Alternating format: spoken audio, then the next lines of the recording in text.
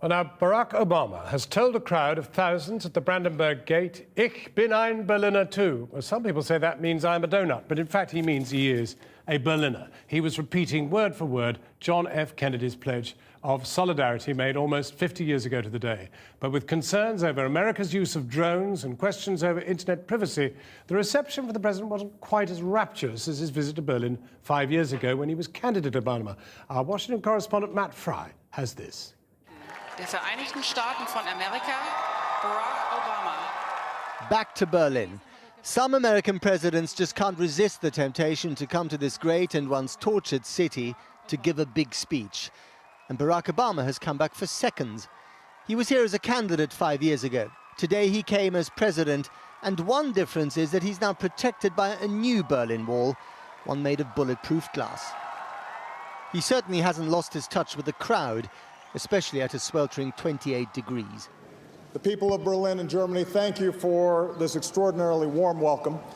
In fact, it's so warm and I feel so good that I'm actually going to take off my jacket, and anybody else who wants to, feel free to.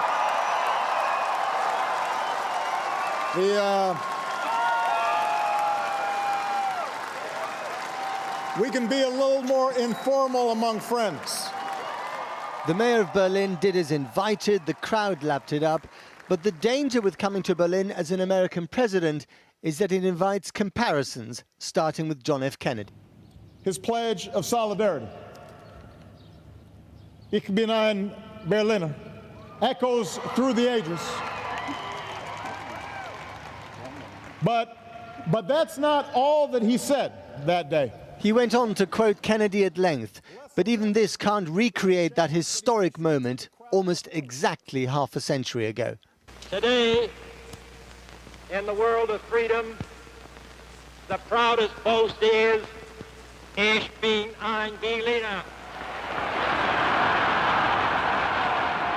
The whole world listened that day, electrified by these words. Berlin has inspired some presidents with their most memorable quotes. Who will ever forget this from Ronald Reagan? Mr. Gorbachev, open this gate. Mr. Gorbachev, tear down this wall. The final comparison is with Obama himself. 5 years ago, he was the agent of change who restored hope in America. The crowd then was huge. Today's audience was far more modest. The mood outside soured by last week's revelations about cross-Atlantic spying. In the city where one half was once ruled by the Stasi, surveillance is a dirty word, and Obama was left to explain his awkward balance between liberty and security. And I'm confident that that balance can be struck. Our current programs are bound by the rule of law, and they're focused on threats to our security, not the communications of ordinary persons.